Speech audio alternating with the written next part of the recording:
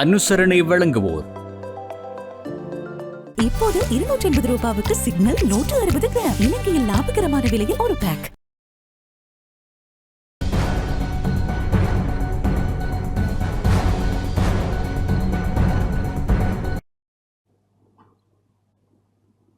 வணக்கம். நீங்கள் இணைந்திருப்பது டேன் தொலைக்காட்சியின் இரவு நேர பிரதான செய்திகளோடு. செய்தியுடன் இணைந்திருக்கும் நான் கேலிஸ் பீட்டர் சேவியர். முதலில் தலைப்புச் செய்திகள்.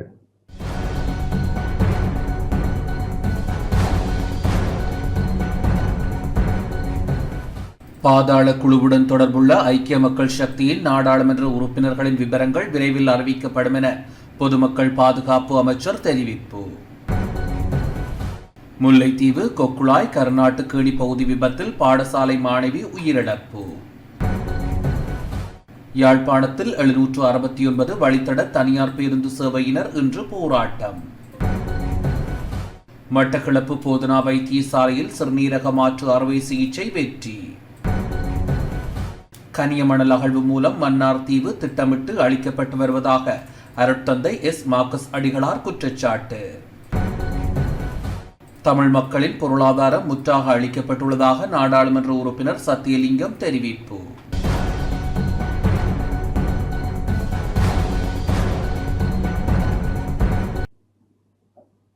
தொடர்வது முதன்மை செய்திகள்.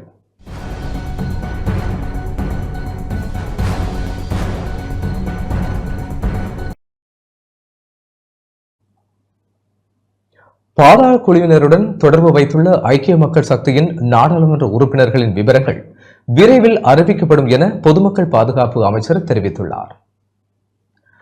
பாதாள குழுவினருடன் ஐக்கிய மக்கள் சக்தியின் நாடாளுமன்ற உறுப்பினர் சிலர் கொண்டுள்ள தொடர்பு குறித்து விரைவில் நாடாளுமன்றத்துக்கு அறிவிக்கப்படும் என பொதுமக்கள் பாதுகாப்பு அமைச்சர் ஆனந்த விஜயபால தெரிவித்துள்ளார். நாடாளுமன்றத்தில் நிலையியற் கட்டளை சட்டம் 27(2) கீழ் எதிர்க்கட்சித் தலைவர் சஜித் பிரேமதாச எழுப்பிய கேள்விக்கு பதிலளிக்கையிலேயே அமைச்சர் இதனை குறிப்பிட்டார். අපිට පුළුවන් සජබෙත් එක්ක තියෙන පාතාල සදබේ සමහර മന്ത്രിවරුන් සමග තියෙන පාතාල සම්බන්ධකම් පිළිබඳව பாதாள குழுவினருடன் ஐக்கிய மக்கள் சக்தியின் நாடாளுமன்ற உறுப்பினர்கள் சிலர் தொடர்பு வைத்துள்ளனர். அது தொடர்பில் விசாரணைகள் இடம்பெறுகின்றன. விசாரணைகளின் பின்னர் நாடாளுமன்றத்துக்கு அறிவிப்போம். ஹன்சாட்டை பார்த்தீர்களேயானால் ஒரு சிலரின் பெயர்களை நான் குறிப்பிட்டுள்ளேன். இங்கே பொய் சொல்ல வேண்டிய அவசியம் கிடையாது. நாம் ஏதேனும் தகவல் வெளியிடும் பட்சத்தில் பொறுப்புடனேயே அதனை கூறுகிறோம். உங்களுக்கு தேவையான ஏதேனும் பற்றி கூறுவதற்காக நாடாளுமன்றத்தை பயன்படுத்த முடியாது. මේ පිළිබඳව කාරණා ඉදිරිපත් කරන දැක්ට විමර්ශනයක් යනවා. විමර්ශනයක් යන ඉඳන් මම මේ වෙලාවේ නැවත කරුණු ඉදිරිපත් කරන්න අදහස් කරන්නේ.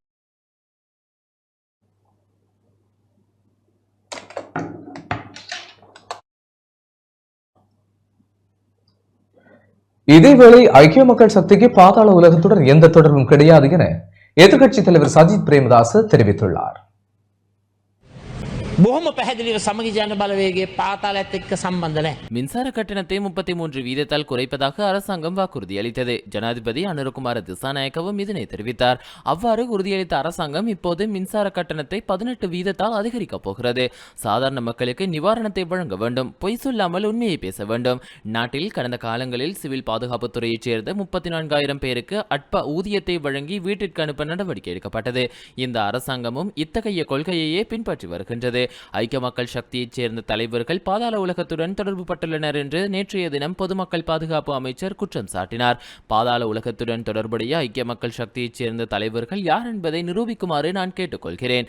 வாயிருப்பதற்காக பொய் சொல்லாமல் மக்களை ஏமாற்றாமல் உண்மையை சொல்லுங்கள். ஐக்கிய மக்கள் சக்திக்கு பாதாள உலகத்துடன் எந்த தொடர்பும் இல்லை. බොහොම පැහැදිලිව සමගි ජන බලවේගයේ පාතාලයත් එක්ක සම්බන්ධ නැහැ.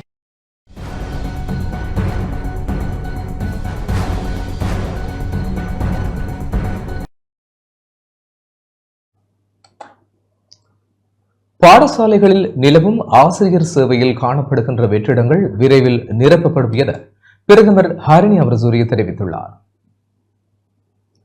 இலங்கை ஆசிரியர் சேவையில் காணப்படுகின்ற வெற்றிடங்களை நிரப்புவதற்கு நடவடிக்கை எடுக்கப்பட்டுள்ளதாக பிரதமர் ஹரிணி அமரசூரிய தெரிவித்துள்ளார். நாடாளுமன்றத்தில் இன்று வாய்மூல விடைக்கான கேள்வி நேரத்தில் பொது ஐக்கிய மக்கள் சக்தியின் நாடாளுமன்ற உறுப்பினர் முஜிபுர் ரஹ்மான் எழுப்பிய கேள்விக்கு பதிலளிக்கும் போதே பிரதமர் இதனை குறிப்பிட்டார்.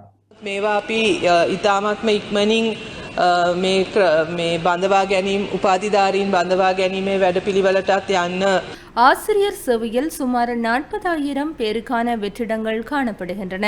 உண்மையில் இது ஒரு பிரச்சனையாகும். ஒரு சில வழக்குகள் நீதிமன்றத்தில் தொடரப்பட்டுள்ளதாலும் சேவையில் இணைத்துக் கொள்வதற்கு தாமதமாகியுள்ளது. அத்துடன் நிர்வாக அடிப்படையில் போட்டி பரீட்சையின் ஊடாகவே ஆசிரியர் சேவைக்கு ஆட்சேர்ப்பு இடம்பெற வேண்டும் என அரச சேவைகள் ஆணைக்குழு அறிவித்துள்ளது. அதனை மீறி எம்மால் செயற்பட முடியாது.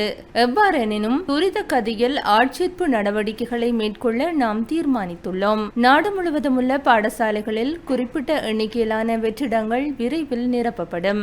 அந்த வகையில் இந்த வருட நடுப்பகுதியில் பாடசாலைகளில் உள்ள பெரும்பாலான ஆசிரியர் வெற்றிடங்களை நிரப்புவதற்கு எதிர்பார்த்திருக்கின்றோம். මේ අවුරුද්දේ අගභාගය වෙනකොට මේ පුරාපාඩු ප්‍රමාණයක් හරි පුරව ගන්න මේ බඳවා ගැනීම කරන්න බලාපොරොත්තු වෙනවා. முல்லைத்தீவு கொக்குளாய் கர்நாடக அணி பகுதியில் பாடசாலை மாணவியொருவர் விபத்தில் சிக்கி உயிரிழந்துள்ளார். முல்லைத்தீவு கொக்குளாய் போலீஸ் பிரிவுக்குட்பட்ட கர்நாடக அணி பகுதியில் பட்டா ரக வாகனம் மோதியதில் பாடசாலைக்கு சென்ற 8 வயது சிறுமி ஒருவர் உயிரிழந்துள்ளார். குறித்த விபத்து இன்று காலை இடம்பெற்றுள்ளது. விபத்தில் காயமடைந்த மாணவி முல்லைத்தீவு மாவட்ட மருத்துவமனையில் அனுமதிக்கப்பட்ட நிலையில் சிகிச்சை பலனின்றி உயிரிழந்துள்ளார். இந்த விபத்தினை ஏற்படுத்திய வாகனத்தின் சாரதியான புத்தளம் பகுதியினைச் சேர்ந்த நபரை கொக்குளாய் போலீசார் கைது செய்துள்ளதுடன் விபத்து தொடர்பிலான மேலதிக விசாரணைகளை மேற்கொண்டு வருகின்றனர். கர்நாடக அணி ஆதக பாடசாலையில் தளம் 3 கல்வி கற்கும் மதீஸ்வரன் நர்மதா என்ற மாணவியை விபத்தில் உயிரிழந்துள்ளார். குறித்த பாடசாலை பகுதியில் போலீஸ் யாரும் பாதுகாப்பு கடமைகளில் ஈடுபடுவதில்லை என கர்நாடக அணி மக்கள் விசனம் தெரிவித்துள்ளனர். இதேவேளை குறித்த விபத்து இடம்பெறுவதற்கு கொக்குளாய் போலீசாரின் அசமந்த போக்கே காரணம் என வன்னி மாவட்ட நாடாளுமன்ற உறுப்பினர் துரைராசா ரவிகரனும் கடுமையாக சாடியுள்ளார். உயிரிழந்த மாணவிக்கு நீதி கிடைக்க வேண்டும் என வலியுறுத்தியுள்ளார். வீதி போக்குவரத்து போலீசார் பாடசாலை மாணவர்கள் செல்லும் நேரத்தில் உரிய நேரத்திற்கு கடமைக்கு வராமை மற்றும் அதிவேகத்துடன் செல்லும் வாகனங்களின் வேக கட்டுப்பாடு குறித்து கவனம் செலுத்தப்படாமையே விபத்து இடம்பெற காரணமாக அமைந்துள்ளதாக நாடாளுமன்ற உறுப்பினர் சுட்டிக்காட்டியுள்ளார்.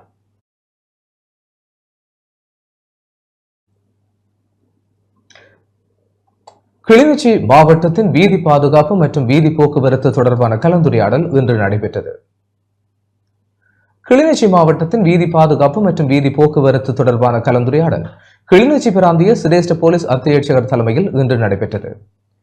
கிளிநொச்சி பிராந்திய சுகாதார சேவைகள் பணிப்பாளர் பணிமனையில் நடைபெற்ற குறித்த கலந்துரையாடலில் கரைச்சி பச்சிலைப்பள்ளி பூநகரி பிரதேச சபையின் பதவி நிலை உத்தியோகத்தர்கள் மற்றும் பிரதேச செயலக பதவி நிலை உத்தியோகத்தர்கள், முச்சக்கர வண்டி சாரதிகள், வலய கல்வி திணைக்கள அதிகாரிகள், கிளிநொச்சி மாவட்டத்தை சேர்ந்த போலீஸ் நிலையங்களின் பொறுப்பதிகாரிகள், வீதி போக்குவரத்து பிரிவு போலீஸ் உத்தியோகத்தர்கள் என பலரும் கலந்து கொண்டனர்.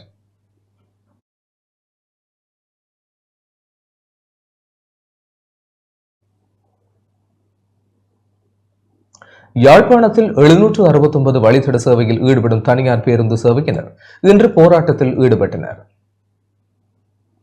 யாழ்ப்பாணத்தில் 769 வழித்தட சேவையில் ஈடுபடும் தனியார் பேருந்து உரிமையாளர்கள், சாரதிகள், நடத்துனர்கள் இன்று வீதிமறியல் போராட்டத்தில் ஈடுபட்டனர். கடந்த காலங்களில் வசாவளான் சந்தியிலிருந்து பருத்துத்துறை பொன்னாலை வீதி வரையிலான பலாலி வீதி உயர் பாதுகாப்பு வலயத்தினுள் காணப்பட்டமையால் யாழ்ப்பாண நகர் பகுதியில் இருந்து புறப்படும் 764 வழித்தட பேருந்துகள் வசாவளான் சந்தியுடன் தமது சேவைகளை மட்டுப்படுத்தியிருந்தன. அதனால் மயிலட்டி பகுதியில் வசிக்கும் மக்களின் நலன் கருதி யாழ்ப்பாண நகரில் இருந்து புறப்படும் 769 வழித்தட பேருந்துகள் மயிலட்டி வரை சேவையில் ஈடுபட்டன. தற்போது உயர் பாதுகாப்பு வலயத்தினூடாக செல்லும் பலாலி வீதி திறக்கப்பட்டுள்ளமையால் யாழ்ப்பாணத்தில் இருந்து புறப்படும் 764 வழித்தட பேருந்துகள் யாழ்ப்பாண நகரில் இருந்து புறப்பட்டு பலாலி வீதியூடாக பருத்துத்துறை பொன்னாலை வீதியை அடைந்து அதனூடாக காங்கேசன்துறை புகையிரத நிலையத்திற்கு அருகிலுள்ள பேருந்து நிலையம் வரை சேவையில் ஈடுபடுகின்றன. இந்த நிலையில் 769 வழித்தட சேவையில் ஈடுபட்ட தனியார் பேருந்து உரிமையாளர்கள் தாம் இதுவரை காலமும் மயிலட்டியில் இருந்து சேவை ஆரம்பித்தது போன்று ஆரம்பிக்கவும், யாழ்ப்பாணத்தில் இருந்து புறப்பட்டு காங்கேசன்துறை வீதி வழியாக மயிலட்டி வரையில் சேவையில் ஈடுபட அனுமதிக்க வேண்டும் என கோரி போராட்டத்தில் ஈடுபட்டனர். கடந்த 30ஆம் தேதி வடக்கு மாகாண ஆளுநர் தலைமையில் தனியார் பேருந்து சேவை வழித்தடம் தொடர்பான கூட்டம் இடம்பெற்று தீர்மானங்கள் நிறைவேற்றப்பட்ட நிலையில் ஆளுநர் போராட்ட இடத்திற்கு வர வேண்டும் என கோரி சாரதிகள், நடத்துனர்கள் போராட்டத்தில் ஈடுபட்டனர். இதன்போது போலீசார் தலையிட்டு வளமை போன்ற சேவையில் ஈடுபடுமாறு கூறியதை அடுத்து போராட்டம் கைவிடப்பட்டது. யுத்த சூழ்நிலையில் மாவட்டத்திலிருந்து படிப்படியாக காங்கேசன்துறையிலிருந்து மயிலட்டி வரை தங்களுடைய சேவைகளை விஸ்தரித்து மக்களுக்குரிய சேவைகளை வழங்கி வந்த இவர்கள் 2018 ஏப்ரல் 13 இவ்விடம் விடுவிக்கப்பட்ட பின்னர் 2018 இந்த சேவைகளை வழங்கி வருகின்ற யாழ்ப்பாணம் காங்கேசுந்துறை தனியார் பஸ் சேவையினர் தொடர்ச்சியாக இந்த மயிலட்டி மக்களிடம் மீள் குடியேற்றத்துக்காகவும் மயிலட்டி மக்கள் மீள குடியேறியதிலிருந்து அவர்கள் தங்களுடைய சேவைகளை வழங்கி வருகின்றார்கள். கடந்த மாதம் ஆரம்பத்தில் பலாலி வீதி திறக்கப்பட்ட நிலையில் பலாலி வீதியினூடான போக்குவரத்து பஸ்கள் காங்கேசுந்துறை வந்து செல்வதன் காரணமாக இந்த எங்களுடைய யாழ்ப்பாண காங்கேசுந்துறை சேவையையும் காங்கேசுந்துறை செல்லுமாறு பணிக்கின்றார்கள். உண்மையில் யாழ்ப்பாணம் பலாலி வீதியானது 5 மணியுடன் பூட்டப்படுகின்றது. இதனால் 5 மணிக்கு பின்னர் இந்த மயிலட்டி மக்களுடைய தங்களுடைய தொழில்களுக்கு செல்பவர்கள் இல்லை வைத்தியசாலைக்கு செல்பவர்கள் அல்லது பாடசாலைகள் மாலை நேர கல்விக்கு செல்வ மாணவர்கள் வர்றதுக்கு ஒரு போக்குவரத்து இல்லை. ஆனால் இந்த நிலைமையில் இவர்கள் தற்காலிகமாக இப்பொழுது பாதைகளை திறந்து வைத்துக்கொண்டு இந்த சேவைகளை தடுப்பதற்கான முயற்சிகளை மேற்கொள்கிறார்கள். உடனடியாக அவர்கள் ஏலவே சென்ற பாதையினூடாக பயணங்களை மேற்கொள்வதற்காக விட வேண்டும். இல்லாட்டி முழுமையாக இந்த பாதை திறக்கப்பட வேண்டும். பொதுமக்களுக்குரிய போக்குவரத்து சேவைகளை வழங்குவதற்கான பாதைகளை பூட்டி வைத்துவிட்டு பின்னர் அவர்களை ஒழுங்குபடுத்தல் என்ற பெயரில் அந்த மக்களுடைய சேவைகளை அவர்கள் கடந்த காலத்தில் வழங்கிய சேவைகளை இடையூறு செய்வதற்கான முயற்சிகளை இந்த அரசாங்கம் மேற்கொண்டு வருகின்றமை மிகவும் கண்டிக்கத்தக்க விடயம். நாங்கள் மயிலட்டிக்கு வந்த காலத்தில் இருந்து இந்த மினிபஸ் சேவையில தான் நாங்கள் எங்களோட பயணத்தை தொடர்கின்றோம். எந்த காரணத்தை கொண்டும் நாங்கள் சிடிபி பஸ்ஸை நாடி வாழவும் இல்லை, இருக்கவும் இல்லை. 10-12 வருஷ காலமாகுது. எங்கள்ட பள்ளியிலையோ நாங்களோ இங்கே இருக்கிற மக்கள் அனைவருமே இந்த சேவையை தான் நாடினவ. ஆகையால் நீங்கள் இந்த சேவையை நிறுத்த வேண்டாம். மயிலட்டியில இருந்து எப்போவுமே எங்களுக்கு இந்த சேவையை தொடர்ந்து நீங்கள் நடைமுறைப்படுத்த வேணும். எங்களோட பிள்ளைகள் டியூஷனுக்கு போகிறண்டான பள்ளிக்கூடம் போகிறண்டான இந்த பஸ் சேவையை தான் நாடினவை இருந்து அது இல்லையான்னு சொன்னால் எங்களோட பிள்ளைகள் பள்ளிக்கூடம் போகாதுகள், வீட்டில் தான் இருக்குங்கள். 764 பலாலி பாதை திறக்கப்பட்ட பின்னர் திடீரென எங்களை பின்னகர்த்தி காங்கேசுந்துறையில் இருந்து சேவையாற்றுமாறு பணிக்கப்படுகின்ற போக்குவரத்து அதிகார சபை தலைவர்களால் பணிக்கப்படுகின்றது. நாங்கள் இவ்வளவு காலமும் இந்த சேவையை மயிலட்டி வரை நீடித்து இந்த பாதை கூடாத காலத்தில் இருந்து செய்ததுக்கான ஒரு முடிவில்லாத வகையில் எங்களை திடீரென அங்கு செல்லுமாறு பணிக்கின்றார்கள். இது ஒருதலைபட்சமான செயல்பாடாக தான் கருதப்படுகின்றது. கேகேஎஸ் தள்ளிப்பிள்ளையிலிருந்து எங்கெங்கே இராணுவம் பின்னுக்கு நகர நாங்கள் இந்த மக்களுக்கான சேவையை செய்து காங்கேசுந்துறையால் ஊரணியிலேருந்து மயிலட்டி சந்தி வரையும் அகழ்ந்து இன்றைக்கு அந்தனிபுரம் வரையும் இந்த பாதை நீடித்த காலத்திலேருந்து இந்த மக்களுக்காக தான் எங்களோட லாபம் குறைவாக இருந்தாலும் மக்களுக்காக தான் நாங்கள் சேவை 9 வருஷம் 10 வருஷத்துக்கு மேலாக செய்தது. இந்த சேவையை நாங்கள் செய்து கொண்டிருந்த காலத்திலேயே எங்களுக்கு பொறுப்பாக இருக்கிற தேசிய போக்குவரத்து ஆணைக்குழு, வீதி பயணிகள் போக்குவரத்து அதிகார சபைகளுக்கு நாங்கள் இதை தெரிவித்து கொண்டு வந்திருக்கோம். எங்களுக்கான இந்த சேவையை நாங்கள் மக்களுக்கு செய்து கொண்டிருக்கிறோம். இந்த பாதை அனுமதி பத்திரத்தை நீடித்து தாங்க அவர் எந்த காலத்திலையும் இதை கருத்தில் கொள்ளாமல் எங்களோட இந்த ரூட் பர்மிட் ஓடுறதை பெரிய கருத்தில் கொள்ளாமல் காங்கேசுந்துறையிலேருந்து ஒரு ரூட் பர்மிட்டை மட்டும்தான் தந்து கொண்டிருந்தது. அப்போது இப்போ தற்போது இந்த பாதை திறந்து 764 சேவை வந்த உடனே எங்களை பின்னுக்கு போக சொல்லியிருந்தேன். நாங்கள் 6 மணியிலிருந்து நாங்கள் பொம்பளையில் ஒன்றும் செய்யல. நோயாளர்கள் ஒருத்தரும் நாங்கள் ஒன்றும் செய்யலாது. எங்களுக்கு வர்த்தக விழா இல்லைன்னு ஊரே விட வேணும். இல்லைன்னு சொன்னால் ஒரு ஊரை விடாம நாங்கள் மறியல் போராட்டம் இதில் வந்து செய்வோம். இப்போ எங்களை ரீசல் பண்ணி 2014ஆம் ஆண்டு விட்டவை.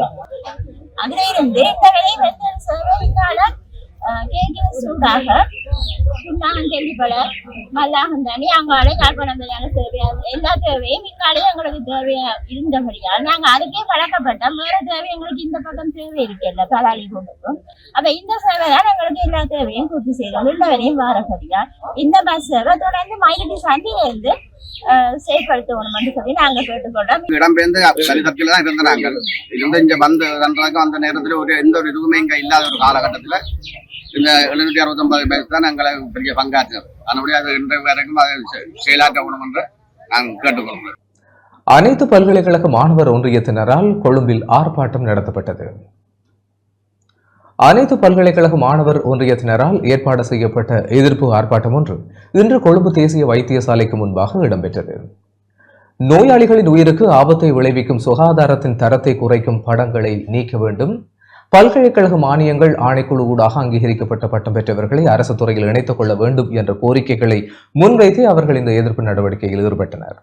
இதன்போது ஆர்ப்பாட்டக்காரர்களின் மத்தியில் ஊடகங்களுக்கு கருத்து தெரிவித்த அனைத்து பல்கலைக்கழக மாணவர் ஒன்றியத்தின் தலைவர், இலவச கல்வியை தனியார் மயப்படுத்தும் முயற்சியை அரசாங்கம் மேற்கொள்ளுகிறது. தனியார் கல்வி நிலையங்களில் பெறப்பட்ட பட்டங்களுக்கு ஏற்ப அரசு தொழில் வாய்ப்பை பெற்றுக் கொள்வதற்கு தகுந்த பாதுகாப்பை அரசாங்கம் வழங்க விளைகிறது. இதனை ஏற்றுக்கொள்ள முடியாது. அரசாங்கத்திற்கு கல்வியை தனியார் மயப்படுத்தும் நோக்கம் உள்ளது என்றும் தெரிவிக்கப்பட்டது.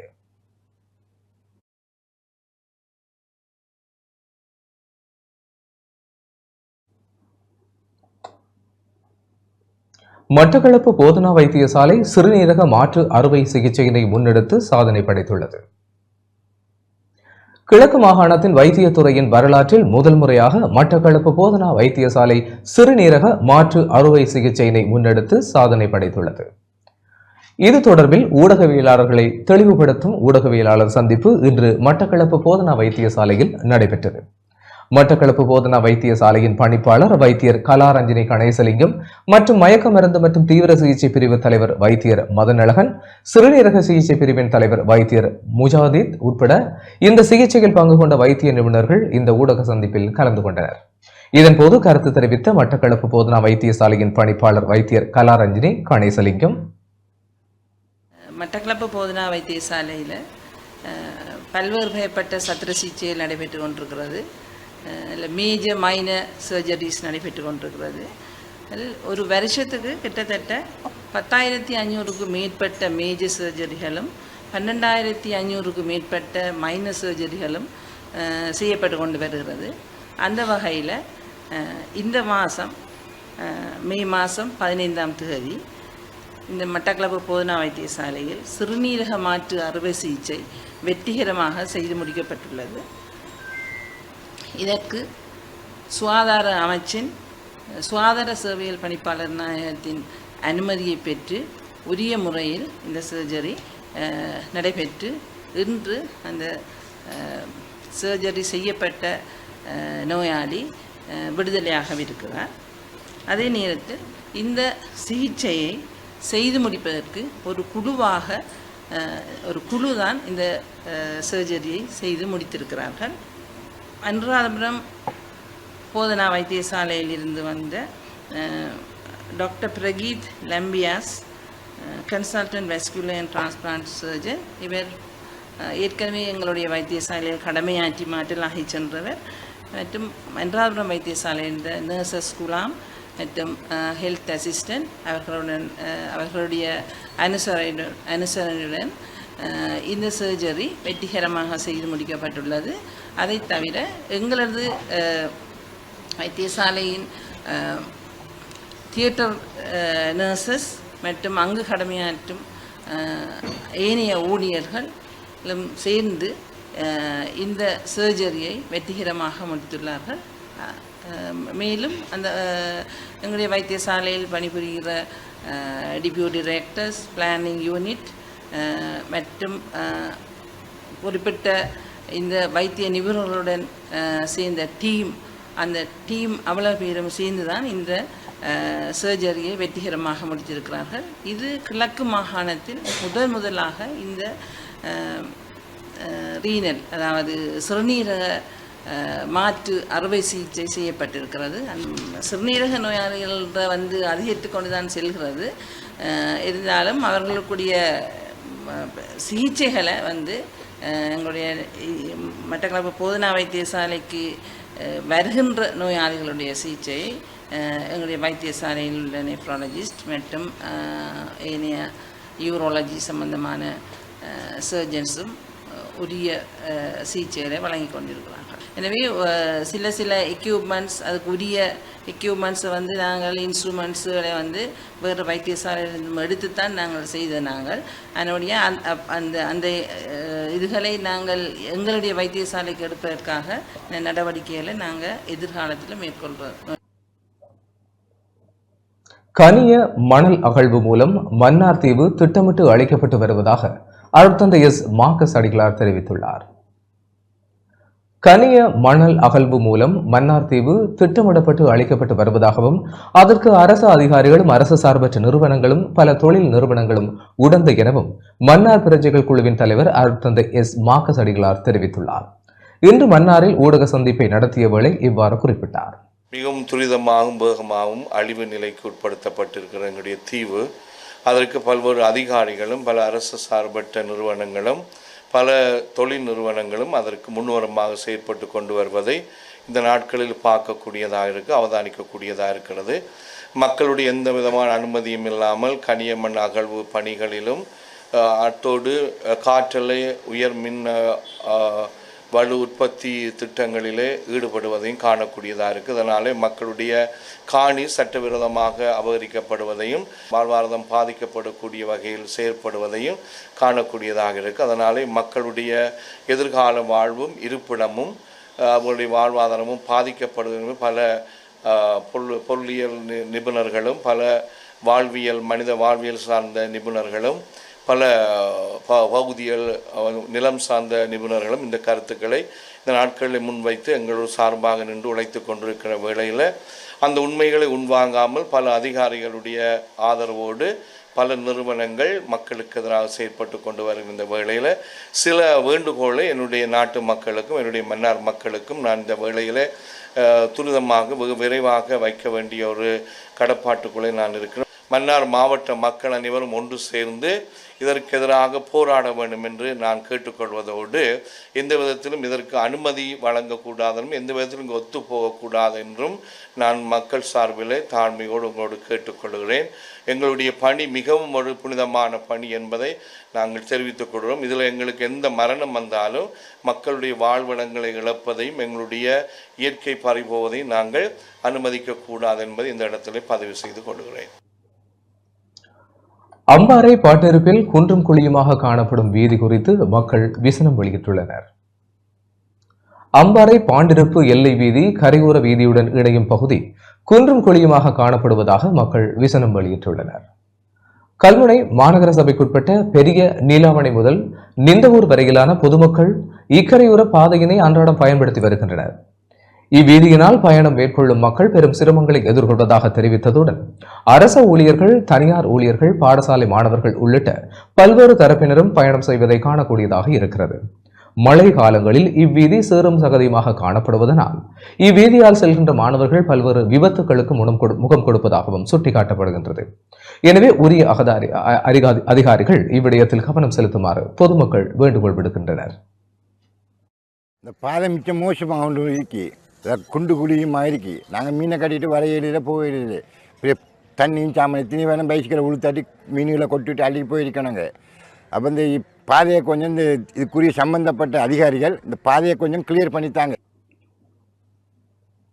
கனடாவில் இனப்படுகொலை நினைவு தூவி அமைக்கப்பட்டமை காலப்பெறுமதிமிக்க செயல் என நாடாளுமன்ற உறுப்பினர் சிவஞானம் ஸ்ரீதரன் தெரிவித்துள்ளார். கனடாவில் பிரம்டன் நகரில் இனப்படுகொலை நினைவு தூவி அமைக்கப்பட்டமை காலப்பெறுமதிமிக்க செயல் எனவும் ஈழத்தமிழர்கள் சார்பில் கனடிய அரசாங்கத்துக்கு நன்றி கூறுவதாகவும் இலங்கை தமிழரசு கட்சியின் நாடாளுமன்ற உறுப்பினர் சிவஞானம் ஸ்ரீதரன் தெரிவித்துள்ளார். இன்று கொழும்பில் கனடிய தூதுவர் எரிக் வோல்ஸிடம் கடிதம் ஒன்றையும் கையளித்தார். நினைவு தூவி அமைப்புக்கு நன்றி தெரிவித்து கனடிய பிரதமர் மார்க் ஹானிக்கும் பிரம்டன் நகர மேயர் பேட்ரிக் பிரவுனுக்கும் கடந்த 19ஆம் தேதி மின்னஞ்சலில் அனுப்பி வைக்கப்பட்ட கடிதங்களின் பிரதி இன்று கனடிய தூதுவரிடம் கையளிக்கப்பட்டது. ஈழத்தமிழர்கள் மீதான இனப்படுகொலையின் நேரடி குற்றவாளிகளான இலங்கையின் முன்னாள் ஜனாதிபதிகள் 2 மற்றும் இராணுவ பின்புலம் கொண்டவர்களுக்கு எதிராக பொருளாதார தடை விதித்தமை, தமிழின படுகொலை நினைவேந்தல் அனுஷ்டிப்பு, நினைவு தூவி அமைப்பு, உயிர் அச்சுறுத்தல்களால் புலம்பெயரும் ஈழ அகதிகளுக்கு அரசியல் தஞ்சம் வழங்கல் என ஈழத்தமிழர்கள் சார்ந்து தங்களால் முன்னெடுக்கப்படும் அத்தனை செயல்களும் எமது இனத்தின் அரசியல் விடுதலையின் கனடா நாட்டின் பங்களிப்பு கனதிமிக்கதாக இருக்கும் என்ற பரிபூரண நம்பிக்கையை எமக்கும் எமது மக்களுக்கும் வழங்கியிருக்கிறது என நாடாளுமன்ற உறுப்பினர் சிவஞானம் ஸ்ரீதரன் குறிப்பிட்டுள்ளார்.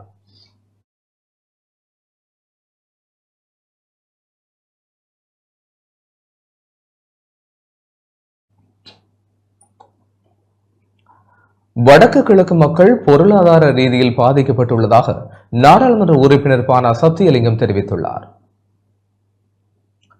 தமிழ் மக்களின் பொருளாதாரம் முற்றாக அளிக்கப்பட்டுள்ளதாக இலங்கை தமிழரசு கட்சியின் நாடாளுமன்ற உறுப்பினர் பத்மநாதன் சத்தியலிங்கம் தெரிவித்துள்ளார். நாடாளுமன்றத்தில் இன்று உரையாற்றும் போதே அவர் இவ்வாறு குறிப்பிட்டார். வடக்கு கிழக்கு மாகாணத்திலே வாழுகின்ற மக்களுடைய பொருளாதார அபிவிருத்திக்காக கடந்த அரசாங்கங்கள் என்ன செய்திருக்கிறார்கள்? மக்களுடைய பொருளாதாரத்தை மேம்படுத்துவதற்கு எவ்வகையான திட்டங்களை கொண்டு வந்திருக்கிறார்கள்? ஒன்றும் நடைபெறவில்லை. மக்கள் அதே எண்மையோடு வாழ்ந்து கொண்டிருக்கிறார்கள். எங்களுடைய சமுதாயத்திலே காணாமலாக்கப்பட்டவர்கள், உயிரிழந்தவர்கள், அனாதையாக்கப்பட்டவர்கள், அங்கவீனமாக்கப்பட்டவர்கள், இந்த நாட்டில் இருந்து தப்பியோடியவர்கள், இப்படி பல வகையான விசேட தேவைகளுக்கு முகம் கொடுக்கின்ற மக்கள் கூட்டங்கள் இருக்கின்றது. இந்த மக்கள் கூட்டத்தை ஒன்றாக பார்க்கும்போது எங்களுடைய சமுதாயத்திலே 1/3 மேற்படியான எண்ணிக்கையான மக்கள் தங்களுடைய சொந்த காலிலே தங்களுடைய அன்றாட வாழ்க்கையை நடத்த முடியாதவர்களாக இருக்கிறார்கள். ஒரு சமுதாயத்தின் 1/3 பகுதி மக்கள் ஏனையவர்களுடைய தயவிலே வாழ வேண்டுமாக இருந்தால் அந்த சமுதாயம் எப்படி ஒரு ஆரோக்கியமான சமுதாயமாக இருக்க முடியும்? வவுனியாவில் அமைந்துள்ள பொருளாதார மத்திய நிலையத்தை பயனுள்ள வகையில் பயன்படுத்துவதற்கு திட்டமிடப்பட்டுள்ளதாக தேசிய மக்கள் சக்தியின் வன்னி மாவட்ட நாடாளுமன்ற உறுப்பினர் மயில்வாகனம் ஜெகதீஸ்வரன் தெரிவித்துள்ளார். வவுனியாவில் அமைந்துள்ள பொருளாதார மத்திய நிலையமானது 2015ஆம் ஆண்டு அளவிலே ரூபாய் 295 மில்லியன் செலவிலே அமைக்கப்பட்டது. ஆனால் அது அமைக்கப்பட்ட இடம் ஒரு பொருத்தமற்ற இடமாக அப்பொழுது காண்பிக்கப்பட்டது, மக்களால் சுட்டிக்காட்டப்பட்டது. அதற்கான பொருத்தமான இடமும் மக்களால் சுட்டிக்காட்டப்பட்ட வேளையிலும் இவ்வகையாக பெரிய தொகையை கொண்ட செலவினத்தை ஏற்படுத்தி அந்த மத்திய நிலையம் பொருத்தமற்ற இடத்திலே அமைக்கப்பட்டதன் காரணமாக இன்று வரை அதை மக்களால் பயன்படுத்த முடியாத நிலை காணப்படுகின்றது. எனினும் எங்களுடைய அரசாங்கத்திலே மாவட்ட அபிவிருத்தி குழு கூட்டத்திலே நாங்கள் இதற்கான உகந்த தீர்மானங்களை எடுத்து அந்த பொருளாதார மத்திய நிலையத்தை பயனுள்ள வகையில் பயன்படுத்துவதற்குரிய திட்டங்களை நாங்கள் ஏற்கனவே தீட்டியிருக்கின்றோம். அதை நாங்கள் நிச்சயமாக நடைமுறைப்படுத்த இருக்கின்றோம்.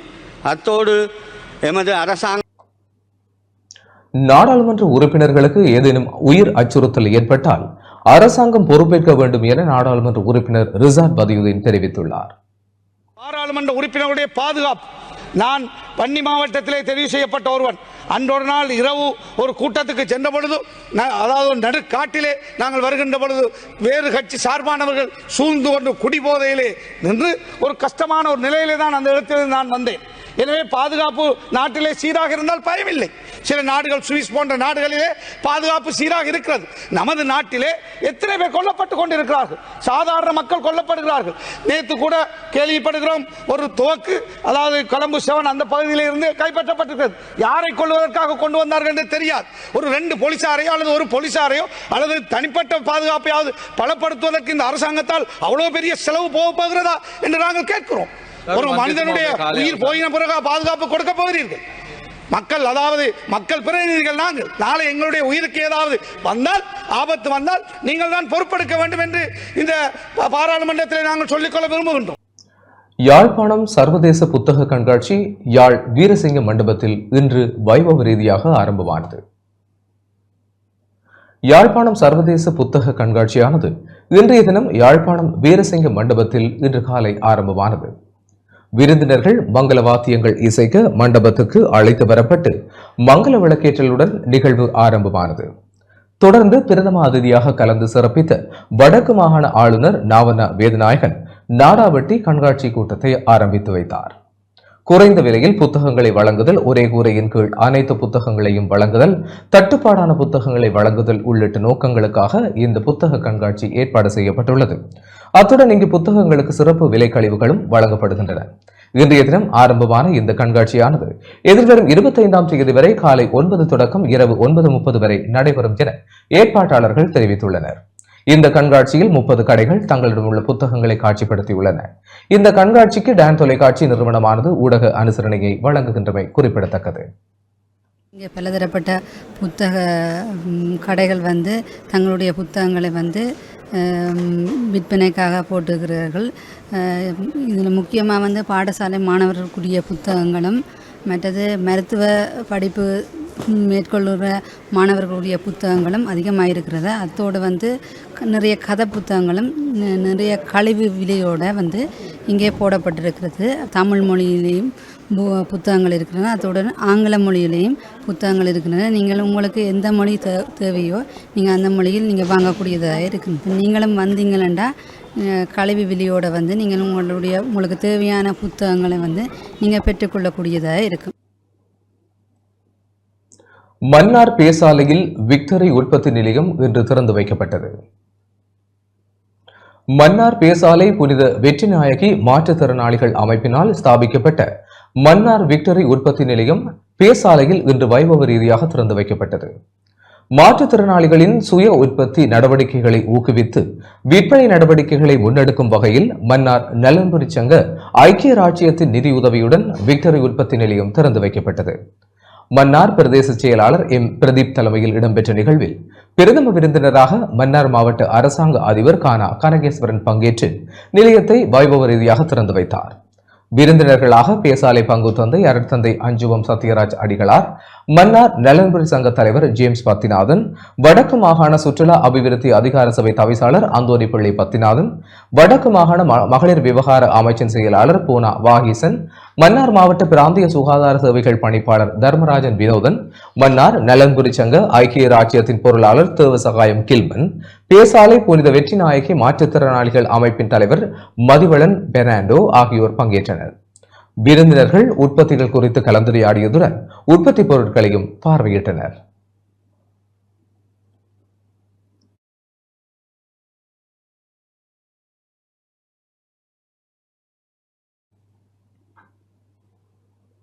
உலக தேனீக்கள் தின நிகழ்வு முல்லைத்தீவு புதுக்குடியிருப்பில் இடம்பெற்றது.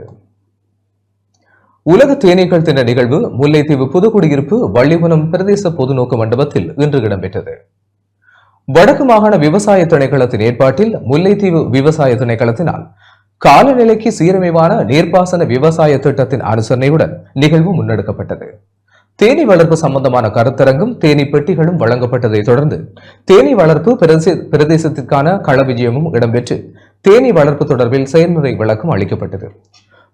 புதுக்குடியிருப்பு மந்துவில் பிரிவு விவசாய போதனாசிரியர் பூன பிரசாந்தன் தலைமையில் இடம்பெற்ற நிகழ்வில் முல்லைத்தீவு மாவட்ட பிரதி விவசாய பணிப்பாளர் கிருபவதனி சிவதீபன், உதவி விவசாய பணிப்பாளர் மேரி ஆன்சலா லக்சன், புதுக்குடியிருப்பு பிரதேச செயலாளர் ஈனா விஜயகுமார், பிரதேச செயலக உதவி திட்டமிடல் பணிப்பாளர் தூனா ஜெயந்தன், காலநிலைக்கு சீரமைவான நீர்ப்பாசன விவசாய திட்டத்தின் விவசாய நிபுணர் கீனா வசந்தன், கிராம சேவையாளர்கள், விவசாய போதனாசிரியர்கள், கிராம மக்கள், பாடசாலை மாணவர்கள் என பலரும் கலந்து கொண்டனர்.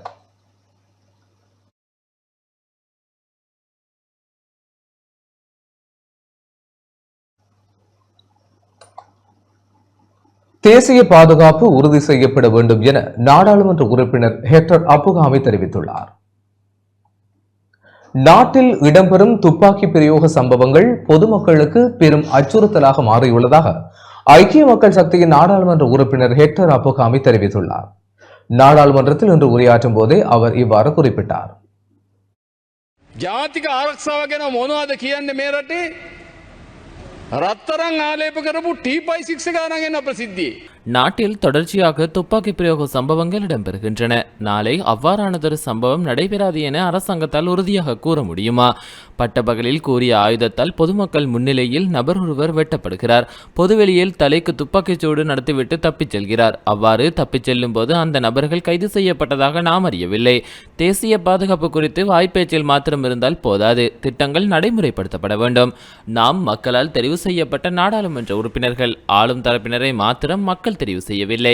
கொலை சம்பவங்களால் எமது உயிருக்கும் அச்சுறுத்தல் ஏற்பட்டுள்ளது. சபாநாயகர் இது குறித்து அவதானம் செலுத்த வேண்டும். உயிர்த்த ஞாயிறு தின தற்கொலை கொண்டு தாக்குதலின் சூத்திரதாரிகளை கடந்த ஏப்ரல் மாதம் 21ஆம் தேதிக்கு முன்னர் வெளிப்படுத்துவதாக ஜனாதிபதி அனுரகுமார திசாநாயக்க கூறினார். ஆனால் இதுவரை எந்த தகவலும் இல்லை. තමුන්නාසල හිතනවා තමුන්නාසල විතරක් මහජන ඡන්දයෙන් ඇවිල්ලා තියෙනවා කියලා. හැබැයි සමස්ත මන්ත්‍රීවරු මහජනතම් දැන් ඇවිල්ලා තියෙන්නේ. பெருமன மீது குற்றச்சாட்டுகளை முன்வைக்க வேண்டாம் என முன்னாள் நாடாளுமன்ற உறுப்பினர் சாந்த பண்டார தெரிவித்துள்ளார். இலங்கை பொதுஜன பெருமுனவின் மீது அடிப்படை தன்மையற்ற குற்றச்சாட்டுகளை முன்வைக்க வேண்டாம் என முன்னாள் நாடாளுமன்ற உறுப்பினர் சாந்த பண்டார தெரிவித்துள்ளார். கொழும்பில் இன்று இடம்பெற்ற ஊடகவியலாளர் சந்திப்பின் போதே அவர் இதனை தெரிவித்துள்ளார். විශේෂයෙන් අපි ඉතා වාක්‍යයෙන් කියන්න ඕනේ ශ්‍රී ලංකා පොදුජන පෙරමුණ වශයෙන් පක්ෂයක් හැටියට කිසිදු පාතාල කල්ලියක් සමග හෝ ஸ்ரீலங்கா பொதுஜன பெரமுன கட்சி என்ற வகையில் பாதாள குழுக்களுடனோ பாதாள குழு தலைவர்களுடனோ போதைப்பொருள் கடத்தல்காரர்களுடனோ இணைந்து செயற்பட்டதில்லை.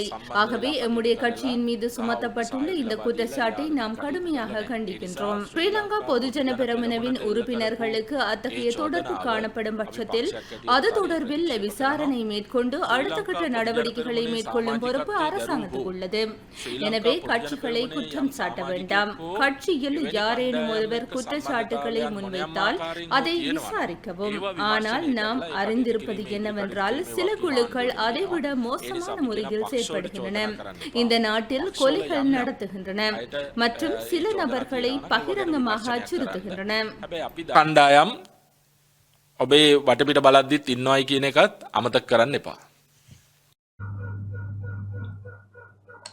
யாழ்ப்பாணம் வடமராட்சி பகுதிகளில் கடல் அட்டை பிடிக்க 310 படகுகளுக்கு அனுமதி வழங்கப்பட்டுள்ளதாக வடக்கு மாகாண கடற்தொழில் இணைய பிரதிநிதி நாவண்ணா வர்ணகுலசிங்கம் தெரிவித்துள்ளார். ஊழலற்ற அரசாங்கம் என கூறியவர்களால் யாழ்ப்பாணம் வடமராட்சி பகுதிகளில் கடல் அட்டை பிடிக்க 310 படகுகளுக்கு அனுமதி வழங்கப்பட்டுள்ள நிலையில் தற்போது 600 வரையான படகுகள் கடல் அட்டை பிடிப்பதாகவும் லஞ்சம் வாங்கியே மேலதிக 300 படகுகளும் கரையில் நிறுத்தப்பட்டுள்ளதாகவும் வடக்கு மாகாண கடற்தொழில் இணைய பிரதிநிதி நாவண்ணா வர்ணகுலசிங்கம் தெரிவித்துள்ளார். இன்று யாழ்ப்பாணம் வடமராட்சி ஊடக இல்லத்தில் நடத்திய ஊடக சந்திப்பில் இவ்வாறு கருத்து வெளியிட்டார். ஊழல் இல்லாத நாடு, ஊழலை ஒழிப்போம் என்று சொல்லிக் கொண்டிருக்கிறார்கள். ஆனால் இப்போ ஊழல் மேலோங்கி கொண்டு போகுது. இன்றைக்கு நாங்கள் அண்டையிலேருந்து கத்தி கொண்டிருந்த நாங்கள் தென்னிலங்கையிலிருந்து மாற அட்டை தொழிலாளிகளுக்கு இங்கே அனுமதி கொடுக்க வேண்டாம்னு சொல்லி யாழ் மாவட்டத்தில் இருக்கிறாங்களே தவிர வேறு யாருக்கும் அனுமதி கொடுக்கக்கூடாதுன்னு கத்தி கொண்டிருந்தாங்க. ஆனால் இப்போவும் 300 பேருக்கு 300 310 பேருக்கு அனுமதி வழங்கப்பட்டிருக்குது. கோடிக்கணக்கான காசு லஞ்சங்களை வேண்டிக் கொண்டு அனுமதி வழங்கப்பட்டிருக்குது. ஆனால் குடாரப்பில் 550 600 போட்டுக்கு மேலே தொழில் செய்யுது, தொழிலுக்காக நிற்குது. அவன் 300 310 பேருக்கு அனுமதி வழங்கப்பட்டதுன்னு சொன்னால் இந்த மிச்ச போட்டுகளுக்கு யார் அனுமதி வழங்கினது? 550 600 போட்டு நிற்குது குடாரப்பில். அப்போ இந்த மிச்ச போட்டுகள் அனுமதி இல்லாமல் தொழில் செய்யறதுக்கு யார் அனுமதி வழங்கினது? அப்போ எங்க நிற்குது ஊழல்? ஆரம்ப காலத்திலே இருந்து இவர்கள் கோடிக்கணக்கான லஞ்சங்களை வேண்டிக் கொண்டுதான் தென்னிலங்கையிலிருந்து வார அட்டை பிடிக்கிற கடலில் சுழியோடி அட்டை பிடிக்கிறார்களுக்கு அனுமதி வழங்கப்பட்டு கொண்டிருந்தது. அப்போ நாங்கள் அண்டையிலேருந்து இண்டை வரையும் கத்தி கொண்டிருக்கிறோம். எங்கள் இந்த கடல் வளம் பாதிக்குது, அந்த இதால் தென்னிலங்கையிலேருந்து வார அட்டை பிடிக்கிறார்கள். எங்கட மக்களுக்கு சில சண்டைகள் சச்சரவுகள் கடலில் வந்து கொண்டு இருக்குது. இதை நிறுத்துங்கோன்னு சொல்லி கொண்டிருந்தோம். ஆனால் இன்றைக்கு அதை காது கொடுத்து கேட்பார் இல்லை. எந்த கடற்தொழில் அமைச்சர் வந்தாலும் அதுக்கு தான் முன்னுரிமை வழங்கி கொண்டிருக்கிறார்கள். ஏனென்று சொன்னால் தங்களோட பையலை நிரப்புறது போயிடும். சரியான நேர்மையான ஊழலற்ற ஒரு அரசாங்கமாக இருந்திருந்தால் இந்த வேலையை செய்யாது. ஊழலற்ற அரசாங்கம் என்று சொல்றீர்கள், ஆனால் ஊழல் இந்த முன்னுக்கு நிற்குது. ஏதோ மாற்றம் கொண்டு வரல. நீங்கள் என்ன மாற்றத்தை கொண்டு வந்தீர்கள்? என்பிபி அரசாங்கம் என்ன மாற்றத்தை கொண்டு வந்தது? காணிகளை ஏக்கர் கணக்கில் கொள்ளையடிக்கிற மாற்றத்தை கொண்டு வந்தீர்கள். முல்லைத்தீவில் சட்டவிரோத தொழிலில் ஈடுபட்ட மீனவர்கள் 6 5 படகுகளுடன் கைது செய்யப்பட்டுள்ளனர். முல்லைத்தீவு கொக்குத்தொடுவாய் கடற்கரை பகுதியில் சட்டவிரோத முறையில் சுருக்கு வலை தொழிலில் ஈடுபட்டிருந்த 5 மீன்பிடி படகு 2 சுருக்கு வலைகளுடன் 6 பேர் இன்று காலை கைது செய்யப்பட்டனர். கொக்குத்தொடுவாய் கடற்கரை பகுதியில் சட்டவிரோத மீன்பிடி தொழில் இடம்பெறுவதாக கடற்தொழில் திணைக்களத்தினருக்கு கிடைக்கப்பெற்ற இரகசிய தகவலை அடுத்து குறித்த இடத்திற்கு சென்ற கடற்தொழில் திணைக்களத்தினர் மற்றும் கடற்படையினர் சட்டவிரோத தொழிலில் ஈடுபட்டிருந்த 5 மீன்பிடி படகுகள் 2 தடை செய்யப்பட்ட சுருக்கு வலைகளுடன் 6 பேர் கைது செய்யப்பட்டுள்ளனர். புத்தள மாவட்டத்தைச் சேர்ந்த 5 கொக்குத்தொடுவாய் பகுதியைச் சேர்ந்த ஒருவருமாக 6 பேர் கைது செய்யப்பட்டனர். சட்டவிரோத மீன்பிடிக்கு வெளிச்சத்தை பாய்ச்சிய படகுகள் பற்றிய விசாரணைகளை கடற்தொழில் திணைக்களத்தினர் மேற்கொண்டு வருகின்றனர்.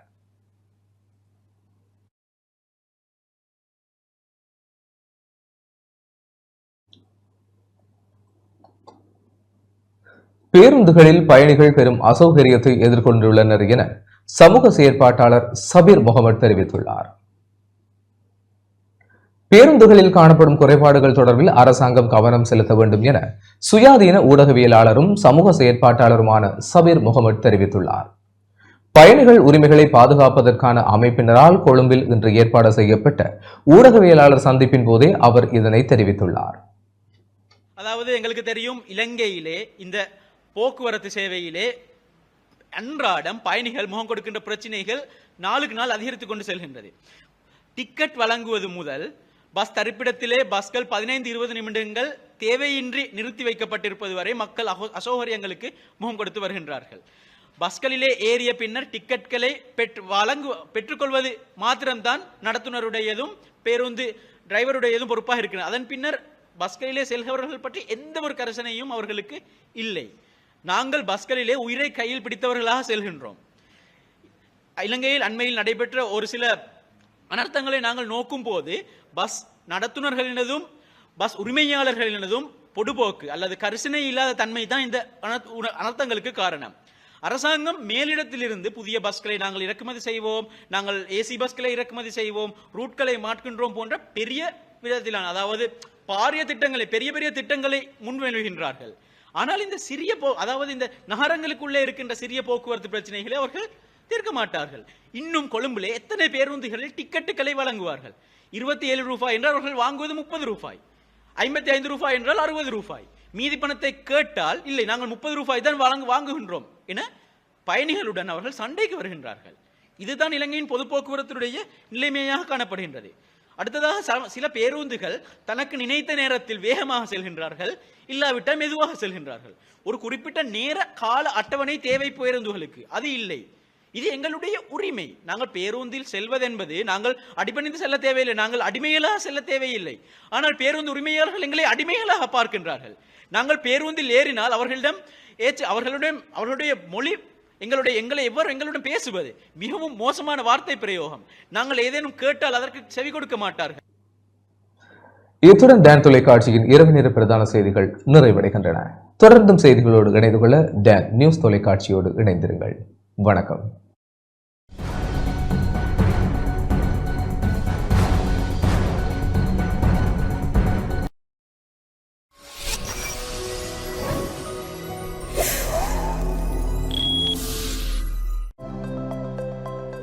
அனுசரணை வழங்கியோர்.